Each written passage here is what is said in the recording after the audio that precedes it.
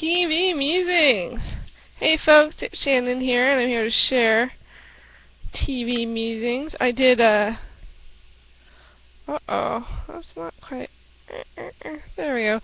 I'm actually kind of doing my own response to my own musing. TV Musing of a Monday meme.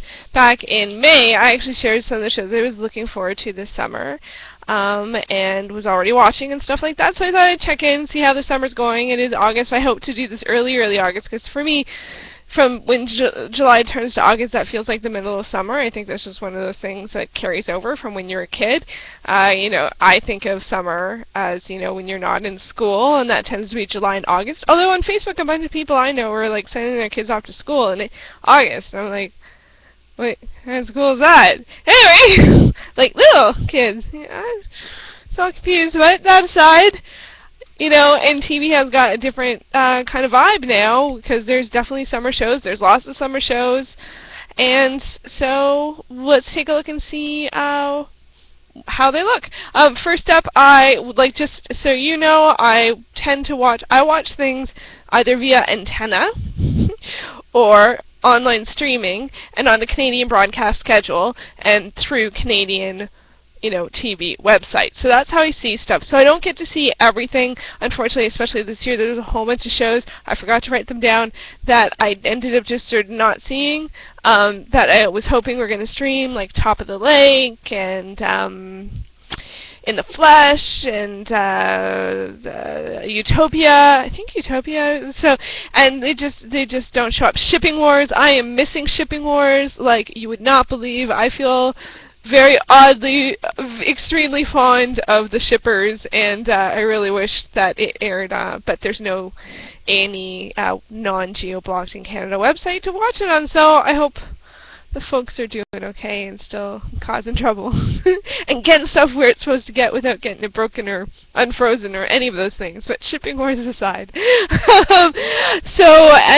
Also, just in case it's probably not any shock to anyone who watches my channel, that I tend to stream in the science fiction land, I focus on shows that are science fiction or paranormal. Also watch a fair amount of reality competition shows. I didn't sort of realize it until I started writing these out, and some documentary shows. So that's sort of the vibe of the thing. So the shows I was really looking forward to, first and foremost, was Teen Wolf. I've been on the Teen Wolf boat from season 1. Love the show. This year I kind of messed up my viewing schedule, and I thought that they would be available online for an extended period of time, and then they weren't. So I watched the first 2 episodes, and I was like, uh-oh, what to do? So I ended up buying it on iTunes, but I haven't had a chance to catch up. I have enjoyed it so far. They definitely pushed the envelope.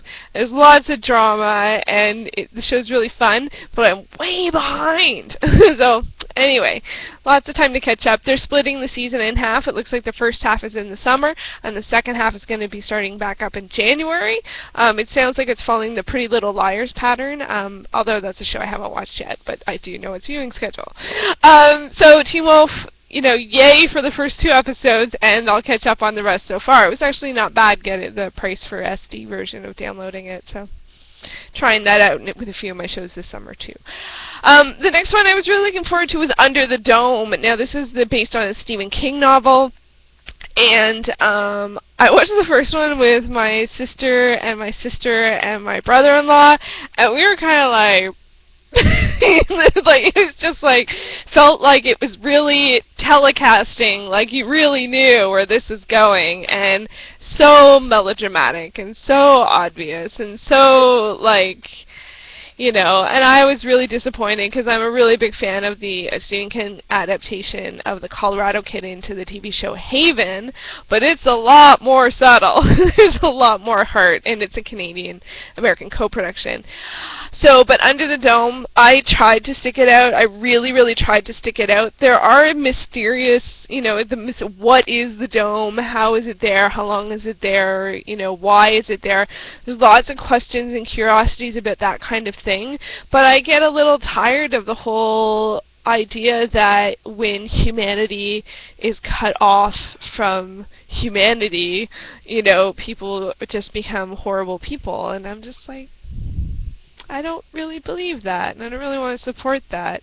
So, although there were some elements of characters that were I was curious about, including Junior, who, the guy who plays that character his acting is so good. I couldn't really stay with the show. It went places that I was just like, no. And it also went to the obvious, very melodramatic things that, to be honest, it's a show that you feel like there should be a lot of surprises, and I didn't feel like there were a lot of surprises. So it went off my viewing schedule, and of course, it got renewed. The ratings have been off the charts. It's just done really, really well. I feel like I have this thing where the shows I like end up not getting renewed, and the shows I don't like end up getting renewed. So maybe in the fall this will change. That's okay. A couple of other shows I was really looking forward to include The Deadliest Catch. Absolutely adore the show. Really enjoyed season 9. I'm still waiting on that last episode. For some reason it hasn't popped up on iTunes, and I emailed them, so hopefully they'll get back to me soon. I just really love the show. It's about crab fishermen in Alaska and the Bering Sea, and I adore it. I adore it, and my heart goes out to a lot of them for not only the challenges of crab fishing, but a lot of personal challenges too. So really loving that show. One that really took me. This one's a little hard to say. Like, it's hard. It's not. I can't be unbiased about The Amazing Race Canada, because it is Canadian and it's getting great ratings, and it's such a wonderful showcase of Canada. But a lot of times it feels like a showcase of Canada. Like, it's very, feels like, tourism, Canada, tourism. Everyone come to this part of Canada, and I get that. And there's a lot of amazing places, but I guess just with the combination of the commercials, that match of the commercials in between are very pro-tourism Canada. I'm not anti-tourism Canada. People come to Canada. It's a lovely country, but it's just it's just a little heavy on that. But the teams are really good. I couldn't believe that there's a body break team. It's just that's so awesome. And so there's a lot of. It takes me a while usually to remember the teams in competition reality shows, so they're the ones that stand out in the doctors and the sisters and the two guys that are buddies, and the brothers. Oh, I guess I do. There's been enough that I really do. I do remember them. So there's a lot of people I'm really rooting for, and they've had some awesome challenges. So, but it is pretty amazing. So, next up for the last one that I was really looking forward to that I wanted to just check in on is Breaking Point, and this is on the CW. It's a dance show that follows people from a ballet company, and I'm liking the second season, but the second season feels like it's a little bit more on the drama between all of the people and a little less focused on the dance. Unfortunately, I missed the third episode, which looked like it was going to be mostly about the dance, and unfortunately, because that's only on American television, I can't watch it online anywhere, so but I will be listening and watching very carefully to the previously on next week. So, still enjoying it. There's also a few shows that dropped off my radar.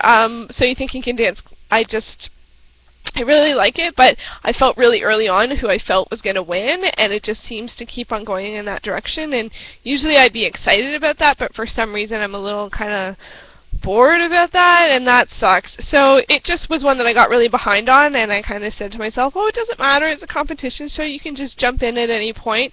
But then I keep wanting to catch up, and I just keep on not doing it. So that really sucks, because I really like dance. I love dance. And so I don't know what happened there. The other one is Big Brother. I just didn't watch Big Brother. I planned on it.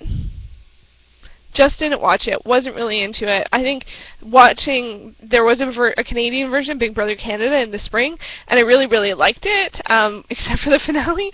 But anyone who watched it will understand what I mean by that. So I think I got my Big Brother fix earlier in the year, and I wasn't in the mood. Usually I'd love it as a summer, just not think about anything kind of show, but this year it didn't work for me, and that might have been more personal than about the show, because in terms of the timing when it started, life was very troubling, and so it just felt trite, and I and so that's definitely it's not a statement about the show really, even though it is, but it didn't fit my mood at the moment. But One of the good things, though, is I actually did find a really happy surprise of shows that I started to really enjoy, and that was a lot of food shows, a lot of food competition shows. I know, like, I usually don't watch food shows at all because I'm supposed to be really careful about what I eat, and it's all like stuff I can't eat and all that kind of stuff. But I don't know. I don't know. I did a lot of watching with TV with other people, including my sister Suzie the Foodie. So it kind of just you watch them, right? So, and one of the ones I loved and it's already finished is the American Baking Competition. I absolutely adored that show. It was so much fun. I really enjoyed the contestants. There was a lot of heart. I liked the structure. I liked the host. I liked the judges. I didn't know who any of them were from anyone because it's not a world I'm very familiar with. Just loved it. The American Baking Competition, thumbs up. I'm like, I don't even bake. I haven't even used my oven. Like, I've lived here for 2 years, never used my oven. I don't know. It was just the right thing at the right time for me. I've also really enjoyed Hell's Kitchen again this year, and I've been enjoying Masterchef. Although it's ridiculous, like I don't like how they pit the people against each other. It's very obvious that it's structured conflict, and there's one person I really can't support, but I find it an interesting show. I do, and it's interesting and bizarre to think that these home cooks know how to do like pretty much any basic or high level like dish. Like why? How do they know that? Where is the line? I think now we're finding that in a lot of places. Where is this line between something that's an interest as a hobby and being able to engage as a professional? There's a very blurred line. I've seen it in the world of blogging, and in other formats, it's another world where those lines blur. And then the two other ones are some Top Chef shows. Top Chef Canada. Oh my gosh. Loved Top Chef Canada. Was very happy the Food Network shows it. Like, you can just watch all of it.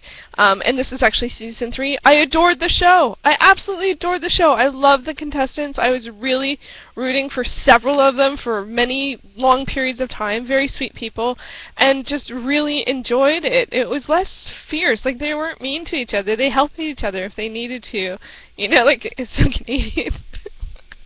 And the one that just started, Top Chef Masters, I'm really enjoying that as well, and it has a Canadian on it, Lynn from Pitchin' In. Love her, and I love the show Pitching In. The idea of going and helping out even though you don't know what you're doing, and then in return show your do something that's of your own talents to benefit other people.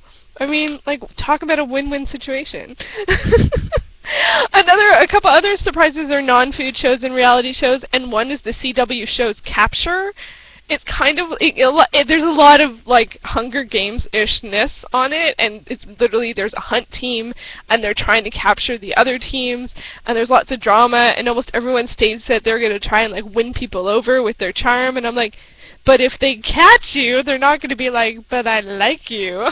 I don't get it. It's only in its like second episode, so who knows where it's going to go. And I also really love Whodunit. It's a murder mystery show, and this one really blurs the line because it's like a murder mystery party reality show, but people really act as if the other people got killed, and it's like, but they didn't, because we see them later. But so I don't know. And just lastly, I'm going to mention that my happy surprises that I'm absolutely adoring or adored of the summer, and that's The Hero, starring Dwayne "The Rock" Johnson. Absolutely adored that series. It was wonderful. Really interesting reality competition show. And wow, really interesting. I also enjoyed, I've been enjoying Broadchurch, which just started. It's a British mini-series. It's only 2 episodes in, showing on Showcase. Really great acting, and has David Tennant and Olivia Colman. Wow, fabulous. And my favorite of the summer, The Almighty Johnsons, Season 3, showing here in Canada in tandem with its native New Zealand airing, and I am loving it. It's about a bunch of brothers in New Zealand who are the reincarnation of Nordic gods, and I love it. Okay, I'm only allowed to do 15 minutes at a time, so I got to stop it here. I'll leave some other things like rewatches for another video. Thanks so much for watching. I have to hit stop. Ah!